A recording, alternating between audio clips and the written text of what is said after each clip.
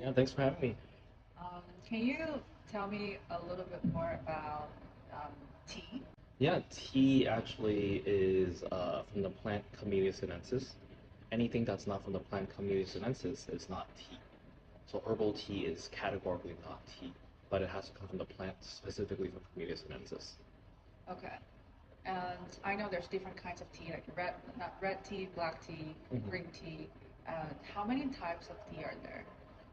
So from a Chinese perspective, there's six different types, but I call it there's seven distinct types, ranging from oxidation to fermentation. You start off with green tea, then you move to white, yellow, oolong, red, black, and last one is pu'er. Pu'er is not part of the black tea. I consider it as its own separate category because it's one of the only teas that is can be a green tea, but it can also be a black tea. So to make things Okay. less complicated, it is its own. Interesting. So what differentiate those tea, like the color of the tea? So they're all from the same plant, Camellia sinensis, but it breaks down into small leaf and big leaf. And but how you process it, there's about seven different ways of processing the teas, and you differentiate it based off of oxidation and Oxidation oxidation and fermentation. and fermentation. Yes. Okay. So the white tea and the green tea is the last fermented one. They're Uh, not fermented at all. Only the pu'er teas and technically black teas are fermented. The others are not. Post-fermented, no. The others are oxidated. Yes, they're all different levels of oxidation. What is However, oxidation? so there's a plant over there. Yeah. When a plant grows during springtime, it's green. Mm-hmm. But the moment you rip off a tea leaf out of a tea tree, Yeah. it starts to turn brown. Okay. That process from 0 to 100% is oxidation. Mm. However, there's also another word called fermentation, like cheese. When you kind of just let it sit over time, kind of mold also grows on top of that. That is fermentation. Okay. Uh, but there's also one more thing about post fermentation. Mm-hmm. So some teas, such as the pu'er teas, after it's processed, as you age it, it also continues to change, I see. and that's post fermentation. Okay. And finally, oolong teas can be roasted. Uh-huh. So there's three different types. There's oxidation, processing, there's fermentation slash post fermentation, and last one is roasting. Mm. That's complicated. Like how does the process change the flavor and the health benefits of the tea?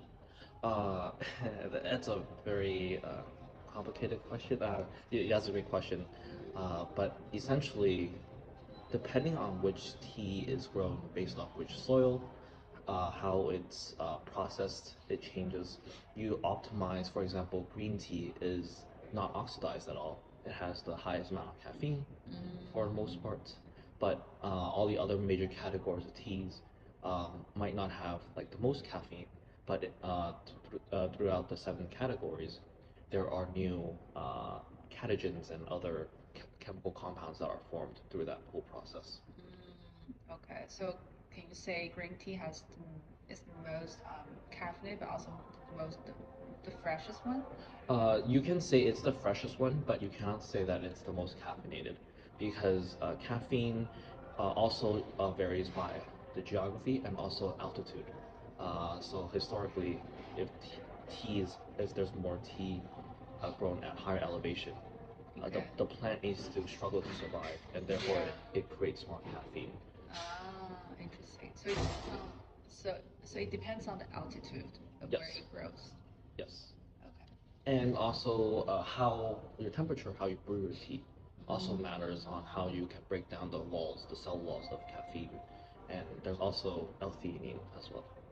Okay, so the hot tea Yes, has more caffeine than the cold tea? yes, yes. Actually, hot brew and cold brew.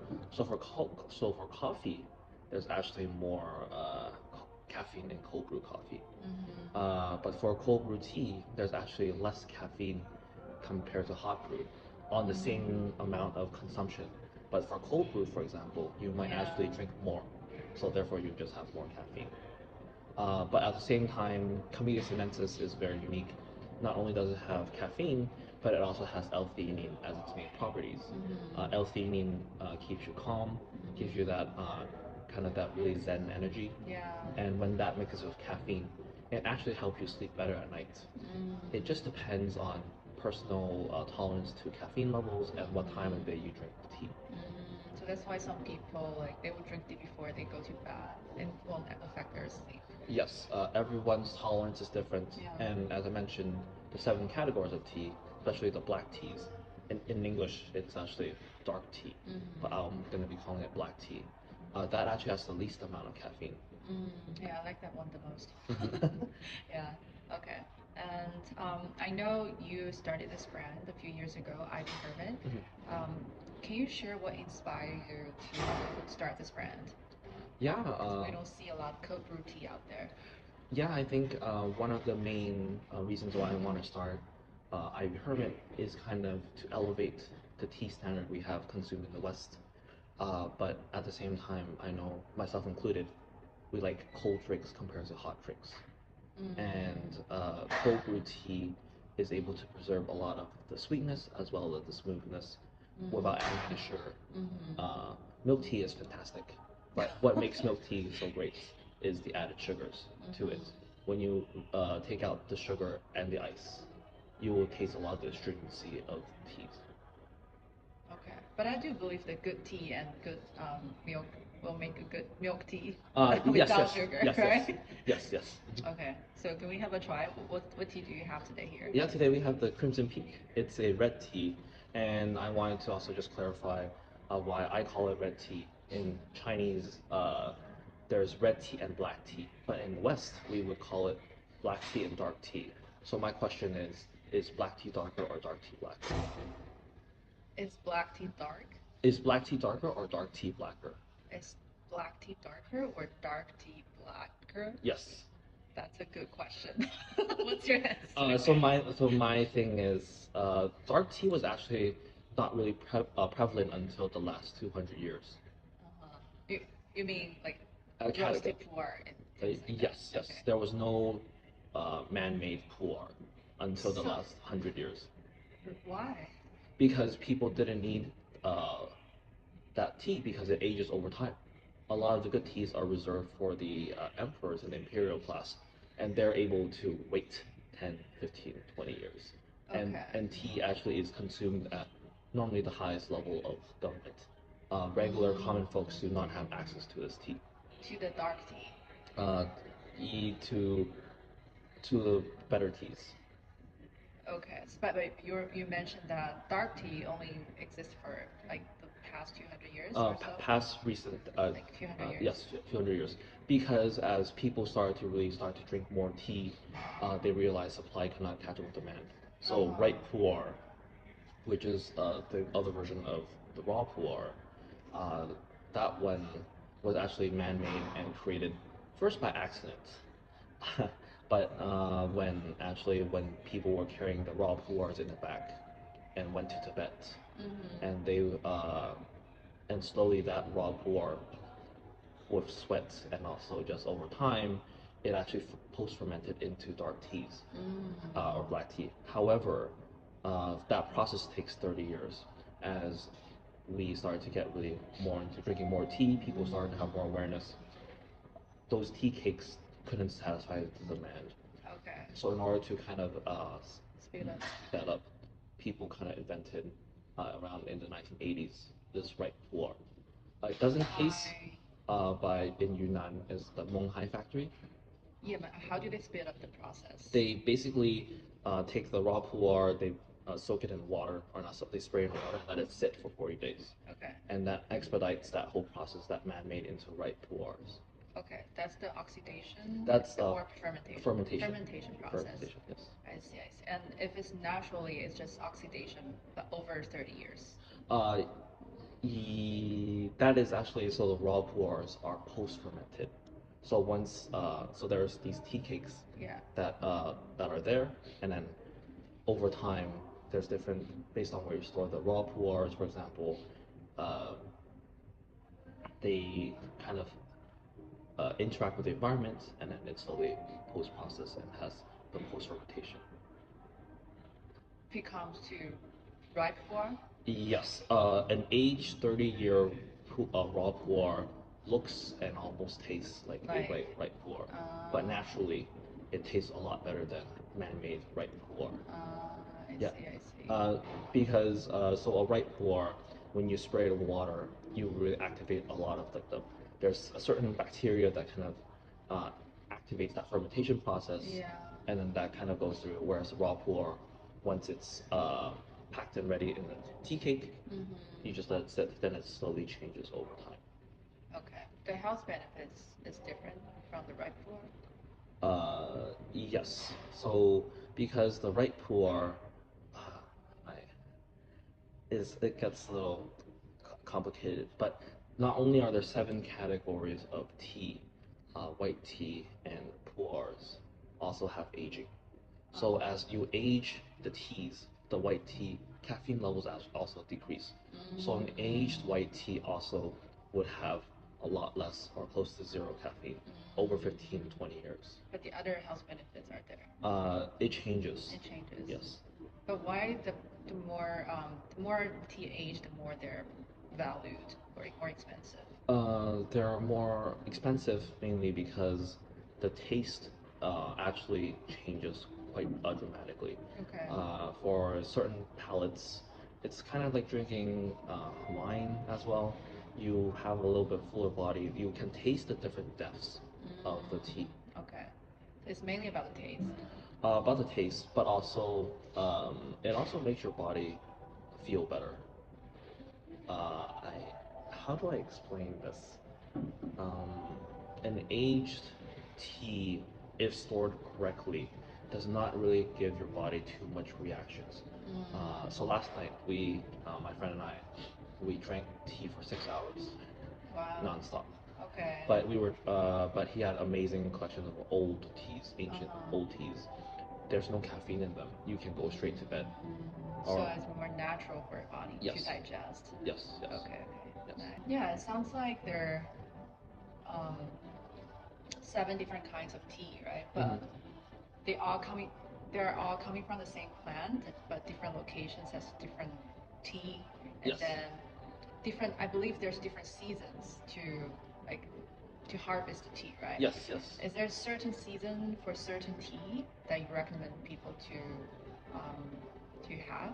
Yeah, so tea also it actually comes from traditional Chinese medicine, and it was only during the Tang Dynasty. People don't really understand. It went from a medicine to a beverage.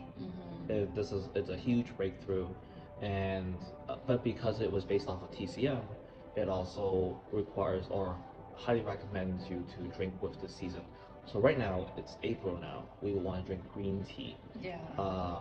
But in all honesty, green teas, the most of the green teas we have is not the true green tea. You need to be drinking from the mountain. And each green tea has about a shelf life of 1 year maximum, even like matcha, because matcha is green tea. Yeah. Uh, so from there, mm, during wintertime, your body might want to be drinking more red teas or black teas, a little bit more warmer for the body. Whereas summertime, green teas and yellow teas, white teas have a little bit more cooling effects. So, Yeah, yeah, in line with the TCM principle. yes, yes. Yeah. Okay. Interesting. And what about the time during the day? I think so. The best teas is really based off of your mood. There, Yeah. it's kind of subjective, but if you want to follow the kind of caffeine spike, you might want to start off your morning. It really depends on not only during the time of day, but also if it's raining outside. Yeah. If it's raining, you actually are. I would recommend actually a rock oolong tea. Raw oolong? Rock oolong. Rock oolong. Yes. Okay. What is rock oolong? So oolong teas out of all the seven categories has the largest range of oxidation level. And not only is there oxidation level, but there's also um, roasting levels. Yeah. It's one of the unique teas that have both roasting and very large range of oxidation. But to answer your question, rock teas are from the Wu Mountain, Shan, and that tea is grown next to a volcanic rock mountain. Okay. And when the tea tree Camellia sinensis is trying to suck the water, it also sucks in the volcanic minerals from it. So that's a subcategory of oolong. Okay. Why do you recommend people drink this during a rainy day? I think it's a little bit wet, a little bit moist, but also the rock oolong has a little bit more of a smokiness to it. It makes your body kind of feel in that zone, because the rock oolongs, there's a lot of mist around that as well. Very poetic. Very, very poetic. I like that. Whereas during a summer day, a hot sunny day, Yeah. you want to drink green tea because when you drink green tea, Cooling. yes, your body cools down. Or white tea. Young white tea, yes. Not the aged one. The aged white tea, you can drink the aged white tea anytime. But white tea, by the way, is sun-dried tea leaves. Okay, okay. So that's the last oxidated one? Green tea is zero. Like the moment you pluck the leaves, they start to do the whole process. Okay. And then the white tea is the next one. Yes, yes, Okay. yes. And the yellow tea is more oxidated than white tea. Yes, Okay. yes. And then oolong takes the range from like 20 something percent all the way to 80%. That's all oolong in between. And they're roasted as well. It depends. Oh, it So the depends. least, yeah, it really depends on. So on the earlier skew of the system, like Tie Guan Yin or Taiwanese oolongs, uh, not all Taiwanese oolongs, but some of the Taiwanese oolongs are also a little bit less oxidized. Okay. Interesting. And yeah, so I recommend people to drink different tea. So it's a rainy day can be oolong tea Yes. in the morning. And yeah, A rock oolong tea. rock oolong tea. But it really depends on your mood. Each tea, the flavor it gives you, how you brew it, and internally how you're feeling affects the taste of the tea. Okay. Let's just say the tea that you have for Ivy Hermit. Yes. There's 9 different kinds. 8 different kinds right now. Okay, how would you describe them each? Like what mood associated with each category? Can I try this? Yes, yes, yes. Cheers.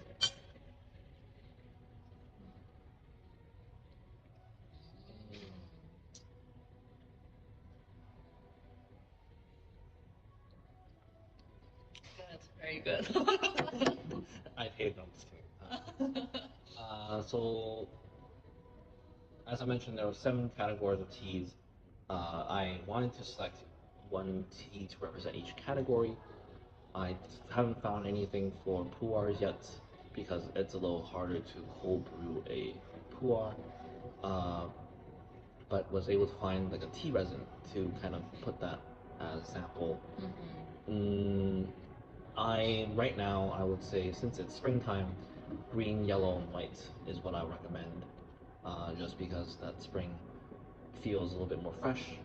Yeah. Whereas summertime, the green teas and kind of the oolongs would be something I recommend for the season. And during fall, we are getting a little bit closer. It's getting a little chillier, so I'd say the red teas or the black teas work, and Okay. winter time as well. Okay. Yeah, yellow tea is one of my favorite. Oh. And the dark tea. Oh, really? Yes. How come? Because I'm trying yours. Yeah. I like how you how you see tea as like a way of living. It's a lifestyle. Yeah. And if you if you were to choose one type of tea to describe your current lifestyle or current life, what would it be? That's a very good question. Yeah. I think I would choose a raw pu'er. Why? Because I aspire. I think pu'er, when you start off a pu'er, it could be good, but it requires time to age it. And out of for tea, I think it really makes me calm down, makes me really focus. It helps you self-reflect a little bit more, and it helps me to understand what life could be. And as you age the tea over time, just like how we are impacted by our environment, we also hopefully have a little bit more depth and Mm-hmm. more wisdom and see the world in different perspectives. And pu'er Mm-hmm. can really help activate that. I see. So you see your current life like raw poor. Yes, but hopefully it ages. To the right poor. Yes, the age. The Well, age drop for. yes, yes, yes, Okay, yes. okay, yeah. How do you know? Because there are so many different tea shops out there. Like, how do you, if you're someone new to tea, like, how do you differentiate the good teas versus the bad ones? Uh, because the taste is very subjective. Uh, I always give a it depends question. However, for hot brewing teas, Mm-hmm. especially, you will want to find a tea. You should never brew your tea over 60 seconds. 60 seconds. They're never longer than 60 seconds. Most of the teas are about 30 seconds. Okay. However, you supplement the taste with multiple steeps. Mm. Uh, there's, for example, there's Kung Fu Cha or Kung Fu style tea. Yeah. It's not anything really like fancy. It's just how a way of preparing the tea, for tasting the tea. But with that kind of system, you're able to run the test. Each tea should run from at least 3 to 20 brewing cycles. 3 to 20. Yes, yes. That's a big range. Uh, I thought usually it's only 7, 8. Uh, so when I say three, green teas are very delicate. Once Yeah. you brew it over 3 times, that's about it. However, when you go to the pu'er teas that have century-old teas, the tea trees are 2,000 years old. Yeah. You can brew them from 20. You can continue to brew to 20 times, Oh wow. and it'll still have flavor. Okay, that's how you tell if it's a good tea or not. Yes, yes, and you want to taste it not being astringent. Mm. Uh, if you can control your brewing temperatures or brewing time to be less than 30 to 45 seconds, your tea should not be bitter. Okay, Uh, that's how you tell. And it applies to all different kinds of tea. for the most part, yes. Okay. But you also, another more visual thing, always ask for specifics for teas. Uh, where's the location? They gave you a location, ask what province or region it's from, and then you ask which mountain. But how do you know which region is the best? Uh, it, because each teas are differentiated based off of each mountain. Yeah. Each hill, each plot of land changes the taste. Yeah, that might be too hard for people who don't know tea. Yes, but at least if the tea supplier, you might not need to know, but you just the more information they're willing to give you means you can verify it. You can trace. I see. Trace the facts. Just to give out the question and see if they can answer. Or Exactly, not. Okay, exactly. okay. I see. Because if they're willing to give you specific information, then they're a little bit more confident in their teas. Yeah, I see. Because you might have had that one tea from the specific region, and you can use that as a database to compare it to that tea. I see. That's a good trick. Yeah. Okay. Um, but also, so making tea, there's actually 4 different steps, 4 subcategories. Where it's grown in matters, but it also that one category is based off of the climate for that year. Did planet Earth Yeah. decide to give it a drought or decide to give it more water? How much pesticides were used on in teas? Yeah. That's one portion. The second portion is actually the tea master who actually prepares the tea. You can have the best source, but if you're not preparing it correctly, you would be ruining that source. Yeah. That's the other 25% of it. The other 25% of it, I would say, is who is brewing. Who is brewing? Who is brewing your tea? Everyone that. What's the difference between this one and the second one? So the second one is the one who actually makes the tea, who actually Like killing Chao. cha, killing green. The whole Okay, point of the okay. 7 categories is shati, is to kill the green. Okay, I see. Yes, and The third one. the third one is who is brewing the tea. It could be yourself, it could be a tea master, but because the person who's brewing the tea controls the time, controls the temperature, Yeah. controls the water quality. Yeah. But last of all, the last part is who you are. Yeah. Uh, The people who drink the tea. yes, Yeah. who drinks the tea? Do you have, did you get to learn about the different types of teas? What kind of mental state are you in? Yeah. Uh, and that completes the whole cycle. Because Mm. who is actually drinking the tea can help guide the farmers how to grow the tea better, can help influence the person who's preparing the tea. Mm-hmm. It's a whole cycle that continues. How? How do they affect? People who grow the tea might not necessarily be the people who roasts or oxidizes or prepares the teas. Yeah, like how are as a tea consumer, like how do you affect? Oh, individually, honestly, not much. But at scale, for example, for matcha, because there's such a high demand of matcha in Japan right now, a lot of the specialty green teas right now is actually being reduced. It's actually kind of like Gurukuru or other different types of specialty green teas are being grown less because tea farmers see there's a huge consumer demand for matcha. I see. So it's about like diversity. Yes, Yeah. yes. Doesn't is not necessarily good or bad. Yeah. But that's exactly how the last part is influencing the first person of how they're growing the teas. Yeah. So like demand. Yeah. So we should try out more different kinds of tea other than green tea or matcha, like dark tea, red Yes. tea. I think matcha is fantastic. But or as a tea drinker and tea lover, try not to drink your matcha with milk. So no matcha latte. No. It's okay to use matcha lattes, but just be very careful of what your uh, the true matcha lovers. This is from kind of the Japanese as well. Yeah. You don't actually drink the matcha with milk. Milk. Yeah. Yep. Just the matcha, or sometimes they have the confection or like the sugar candy paired with this matcha. Yes, yes, yes. You can pair it with something a little bit sweet, but you shouldn't mix. Why? Other than it's not a traditional way to drink. I would say it's more of the traditional way. I see, I Hmm. see. Okay. Okay, thank you. Thank you so much for sharing, Yeah. Simon. And if people want to find out your tea or they want to try out your tea, where can they go? Yeah, they can go to ivyhermit.com or follow us on Instagram and follow us through this whole journey.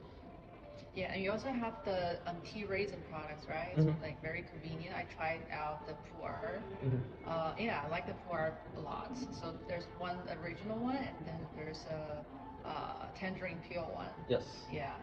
There's also a rose and a jasmine, and they're mixed in to really be ready for any time you want to drink tea without compromise Yeah. when you're on the go. Yeah, Or it's very convenient. Mhm. Yeah, I would like to have more. Yeah. Okay, thank Yeah, you. thank you.